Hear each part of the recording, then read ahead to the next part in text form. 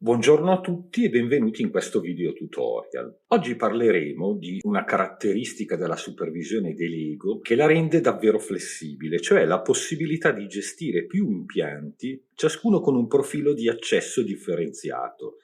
Ad esempio, un utente ha accesso limitato solo ad alcuni ambienti o componenti grafici, mentre un utente con privilegi maggiori può accedere a tutto l'edificio. Vediamo ora come accedere a più impianti utilizzando l'app Delego installata sul dispositivo Android. Ora l'app Delego è connessa all'impianto che abbiamo denominato Home1. Come potete vedere possiamo effettuare la navigazione per ambienti oppure la navigazione per funzioni.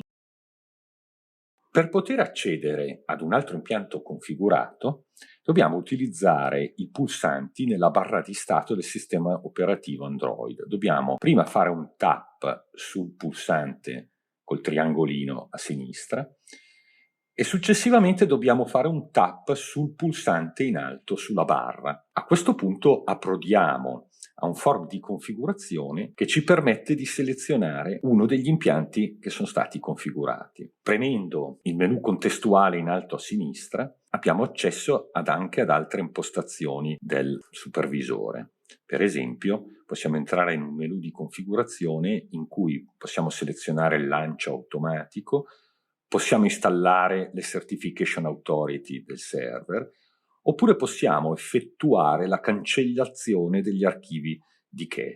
Facciamo un tap sul menu contestuale, torniamo a impianti e in questo form possiamo selezionare uno degli impianti configurati, oppure premendo il pulsante più in alto a destra possiamo configurare manualmente un ulteriore impianto, o premendo l'icona che rappresenta il QR code attiviamo la fotocamera interna del dispositivo e se abbiamo ricevuto dall'integratore di sistema il QR code appropriato possiamo automaticamente effettuare la configurazione di nuovo impianto. Ora selezioniamo l'impianto 2, facciamo un tap sul pulsantino laterale a destra ed avviamo la connessione al secondo impianto che abbiamo denominato Home2. Le app riconoscono automaticamente se ci troviamo all'interno della rete Wi-Fi in cui è installato il server Delego, oppure se ci si trova all'esterno e possono automaticamente passare dalla comunicazione in rete locale a quella remota. Nel primo caso l'accesso locale garantisce la massima prestazione e non implica necessariamente una connessione internet attiva. In questo impianto Home2, analogamente, possiamo effettuare la navigazione per funzioni.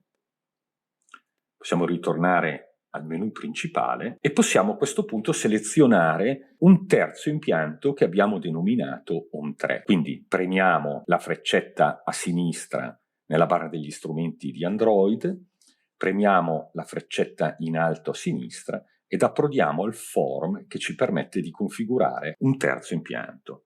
Facendo un tap sull'icona a destra del record avviamo il caricamento e la connessione a un ulteriore impianto. L'accesso remoto può essere a piacimento configurato sia attraverso un'apertura delle porte sul router IP, sia utilizzando il comodo accesso tramite il Cloud Equinix che mette a disposizione un indirizzo univoco per ogni server Delego installato. La comunicazione tra i client che accedono a Delego ed il server avviene in modo sicuro tramite connessione cifrata con le stesse tecnologie che vengono correntemente utilizzate per le transazioni bancarie. In particolare Delego utilizza la tecnologia HTTPS, che è quella per esempio che utilizziamo per fare gli accessi sicuri da browser, protetta con certificati TLS SSL. Ora parliamo del secondo tema di questo tutorial, cioè l'accesso multiutente di Delego. Noi possiamo avere un utente che può accedere a tutti gli ambienti e a tutti i componenti grafici, cioè ai widget della supervisione, e possiamo avere un utente che ha meno privilegi e quindi non può accedere a tutti gli ambienti e non può vedere tutti i componenti grafici. In questo esempio abbiamo a destra un utente che abbiamo chiamato utente padre che accede in questo caso per nostra comodità tramite desktop e abbiamo un utente figlio che accede tramite app mobile su Android. L'utente padre, ad esempio, può vedere tutti gli ambienti, può accedere al piano terra e vedere una mappa grafica della centrale termica con tutti i parametri di monitoraggio e di controllo. L'utente figlio sulla app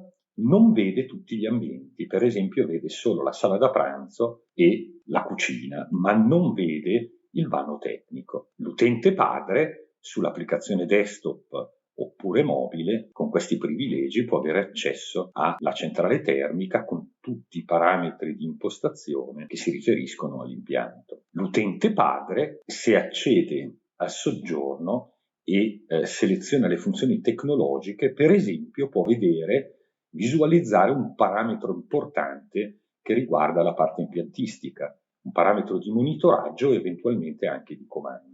L'utente figlio sulla app Android può accedere a tutte le funzioni, per esempio l'illuminazione, ma se seleziona nella barra degli strumenti con ingranaggio le funzioni tecnologiche non vede nessuna informazione. Quindi utenti diversi possono avere privilegi d'accesso diversi ad ambienti e a componenti grafici. Un ulteriore elemento che offre Delego per garantire degli accessi controllati ad alcune funzionalità, la possibilità di inserire delle password di accesso ad alcuni ambienti. Per esempio, l'utente padre entra nella camera da letto e l'utente padre conosce la password e può accedere a tutti gli elementi grafici della camera da letto. L'utente figlio può entrare, visualizzare l'ambiente camera da letto, ma non conoscendo la password non può avere accesso a questo ambiente.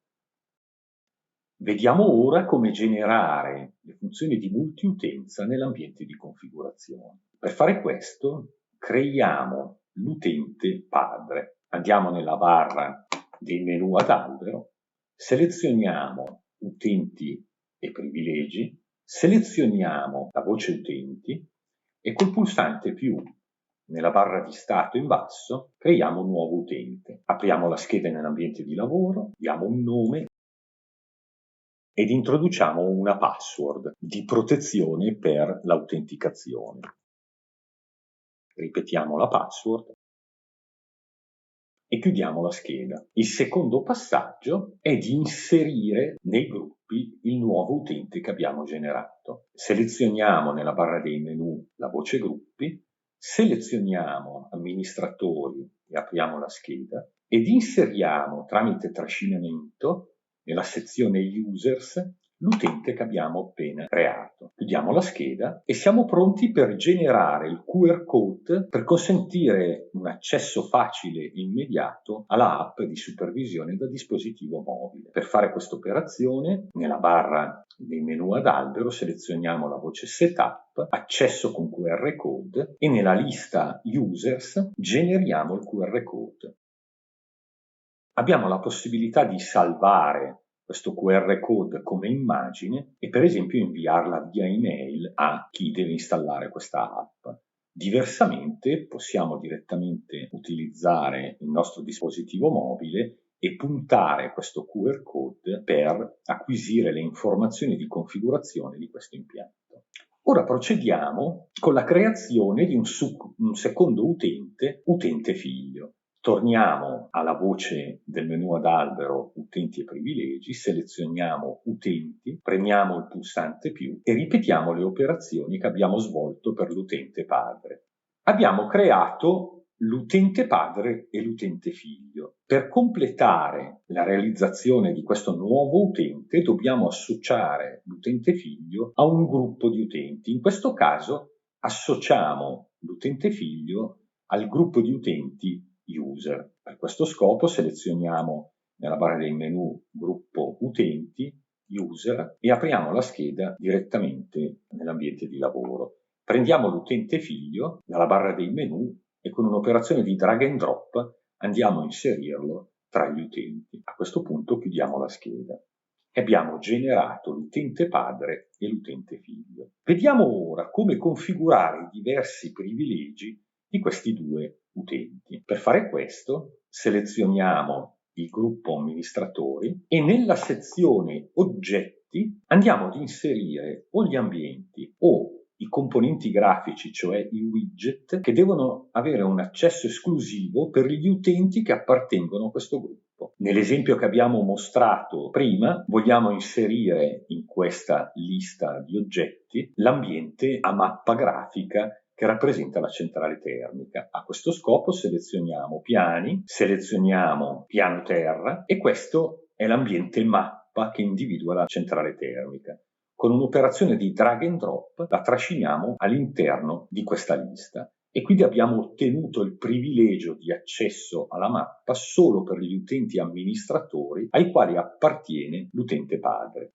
Ora andiamo a dare accesso esclusivo agli utenti amministratori a quell'impostazione relativa alla centrale termica che abbiamo visto nell'esempio. Per questo selezioniamo funzioni avanzate, oggetti virtuali e andiamo a prendere il parametro mix, posizione della valvola miscelatrice che avevamo visto nell'esempio. Con l'operazione di drag and drop la trasciniamo in questa finestra. Il risultato di questa configurazione è che l'utente padre che appartiene al gruppo degli amministratori ha accesso esclusivo a questo ambiente e a questo componente grafico. Completiamo questo esempio vedendo come realizzare l'accesso protetto con PIN alla camera da letto. Torniamo nella barra dei menu alla camera da letto, quindi selezioniamo gli ambienti del primo piano, selezioniamo camera da letto e alla voce Security andiamo ad abilitare il PIN digitando il PIN che vogliamo possa garantire l'accesso controllato. Una volta completate queste operazioni, possiamo chiudere tutte le schede, premere il pulsante della barra degli strumenti che ci riporta all'ambiente di visualizzazione e vedere il risultato delle nostre impostazioni.